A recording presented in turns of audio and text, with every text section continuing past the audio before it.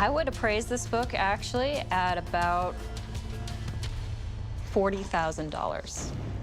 Let me tell you, you are lucky. You probably saved my job. Well, you can thank me with some chocolate or something. She walked into one of the most chaotic places on television, a Las Vegas pawn shop, where people haggled over Civil War swords, vintage motorcycles, and celebrity memorabilia.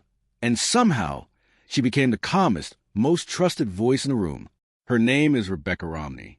You probably know her as the book lady from Pawn Stars, the woman Rick Harrison called whenever something old and made of paper landed on his counter.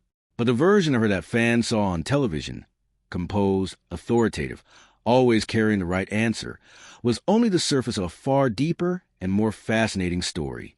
Today, we're going behind the cameras, beyond the appraisals, and past the carefully edited television moments to tell you the untold truth about Rebecca Romney, where she actually came from, what she was doing before the cameras found her, why her appearances on the show eventually became less frequent, and what she has quietly built into one of the most remarkable careers in the rare book world.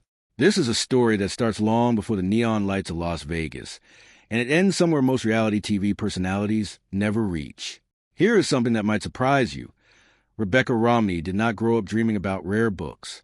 She was not the kid who spent weekends haunting antique markets or cataloging first editions in her bedroom.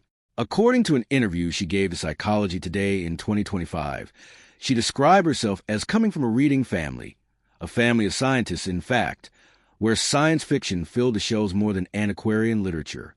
What Rebecca was drawn to from a young age was language itself.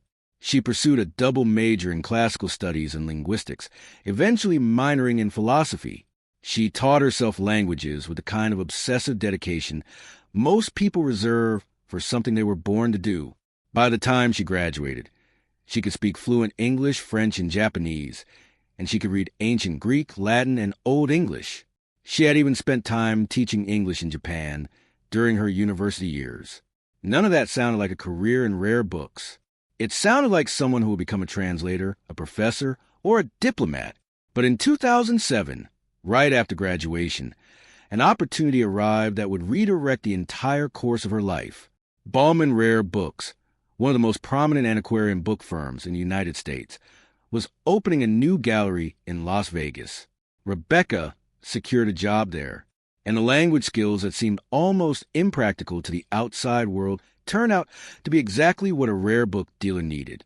Being able to read a 16th century Latin text, to spot anachronistic spelling in a supposedly ancient document, to understand the historical context of a manuscript. That was not decoration. That was the job. She started at the bottom and moved fast. Within 3 years of joining Bauman Rare Books in Las Vegas, she had been promoted to gallery manager. That is no small distinction in a world where the inventory includes Shakespeare folios, individual leaves from the Gutenberg Bible, and first editions of Newton's Principia Mathematica and Darwin's On the Origin of Species. Books she would later describe handling as routine parts of her career. She was in her mid-20s, managing a gallery dealing in items worth more than most people's homes, and she was learning something critical that no university course could fully teach: how to tell real from fake. That skill, the ability to authenticate, to catch what others miss, would become the cornerstone of her television persona and, eventually, the engine behind her own company. But before any of that, it brought her to the attention of a man who ran a very different kind of shop just down the road. This is one of the details that gets lost in the mythology of the show. Rebecca Romney did not audition for Pawn Stars. She was not plucked from a talent search or submitted by a booking agent. In a 2013 interview, she explained exactly how it happened. Rick Harrison had approached Bauman Rare Books directly, wanting the firm to appear on the show. The initial answer was no, but Rick came back. By the time he was pressing again, Rebecca had become the manager of the Las Vegas gallery. She eventually agreed to participate. It wasn't the show's producers or anything like that, she said. It was a personal invite from him. That distinction matters. Rebecca came to Pawn Stars as a working professional in her field, someone already trusted by clients paying hundreds of thousands of dollars for books, not as a television personality looking for a platform. Her credibility was built before the cameras arrived, and it showed. Her first appearance came in Season 4, which aired in 2011. She was credited on screen as the manager of Bauman's Las Vegas gallery. And from the moment she stepped in front of the camera, the audience responded. She had a quality that is genuinely rare in unscripted television. She made expertise feel accessible without dumbing it down. She could explain why a Civil War-era bond was a forgery, or why a particular paper stock proved a document was not as old as the seller claimed, in a way that felt like she was sharing a secret rather than delivering a lecture. Here is something worth pausing on. Between 2011 and well into the later seasons, Rebecca Romney was the only regular female expert on Pawn Stars. In a show built on a parade of specialists, gunsmiths, jewelers, coin dealers, antique car experts, she stood alone as both the rare book authority and the only woman who returned consistently to the gold and silver pawn shop. She was also, according to her own website, one of the longest-running specialists in the show's history. That longevity was not accidental. She continued to appear even after she relocated away from Las Vegas, making trips back specifically to film segments. The show kept calling her, and she kept showing up, which says something about both the value she brought to production and the genuine enthusiasm she had for the work itself. In a 2014 interview, she articulated what she believed her role on the show actually was. "My job is to make this complex subject accessible. I want people to feel like they can learn about rare books. I want people to be excited about them. They're amazing, and I want to share them. If it's intimidating, it's going to be hard to share." That philosophy, teaching through television, was probably why the audience connected with her so strongly. She was not there to show off. She was there to open a door. Among the many segments she appeared in, one has endured in the memories of longtime viewers. In Season 6, Austin Chum Lee Russell spent $500 of the shop's money on a book he believed was signed by Charles Lindbergh. The rest of the cast was skeptical. Rick Harrison implied that if the signature did not check out, Chumley's employment might not survive the day. Rebecca stepped in. She pulled out verified reference material and began comparing signatures, explaining something genuinely interesting in the process. Lindbergh's autograph had changed over time as he became more famous, and the signature in question needed to be matched to the correct period. She concluded it was real and valued it significantly higher than Chum Lee had paid.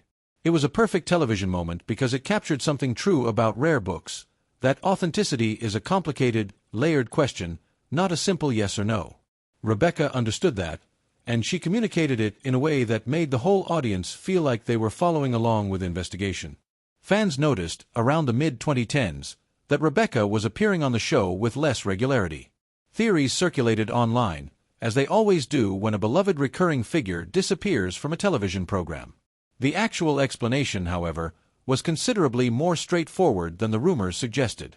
In 2016, Rebecca married J.P. Romney, an author and historical researcher based in Philadelphia.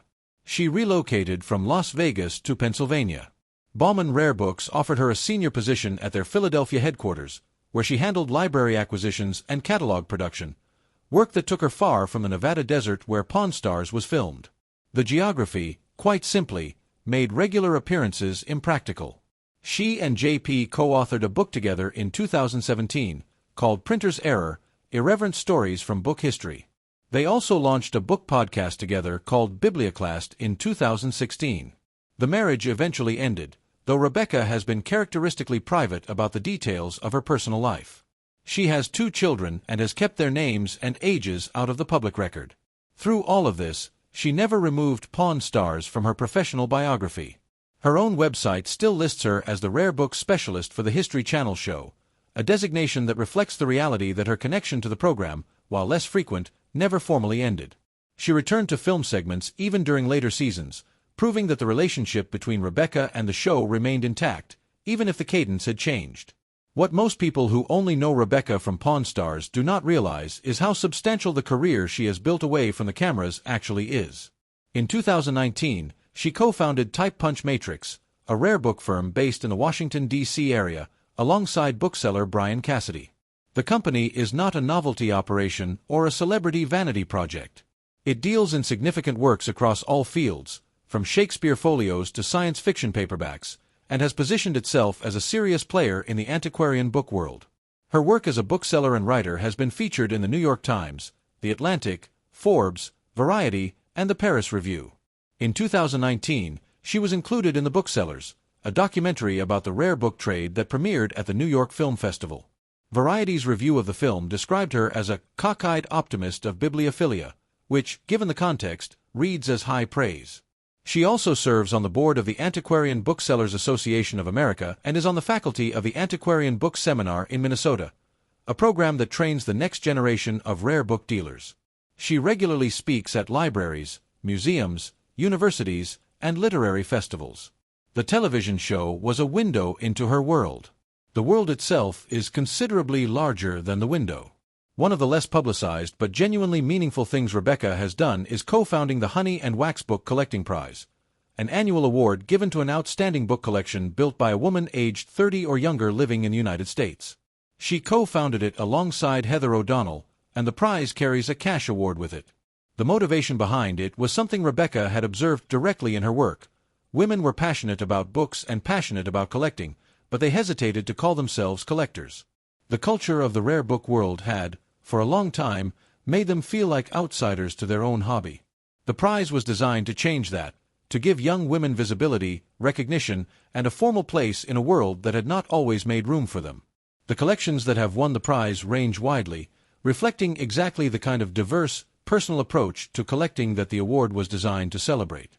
It is backed by Biblio and Christie's, and it has quietly become one of the more influential initiatives in contemporary book collecting culture. In February 2025, Rebecca published what became perhaps the most significant work of her career so far.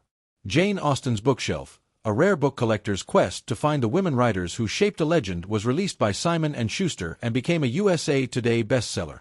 The Washington Post named it one of the best books of 2025. The book's premise is deceptively simple but opens into something profound. As a longtime Austen devotee, Rebecca began to wonder about the writers who had influenced Austen, the women whose novels Austen had read, referenced, and absorbed. Names like Frances Burney, Anne Radcliffe, Charlotte Smith, Charlotte Lennox, Maria Edgeworth, and Elizabeth Inchbald. Austen's own novels contain references to these writers. The phrase, Pride and Prejudice, itself came from Frances Burney novel Cecilia. And yet Rebecca, despite her years of training and professional expertise in rare books, had never read most of them.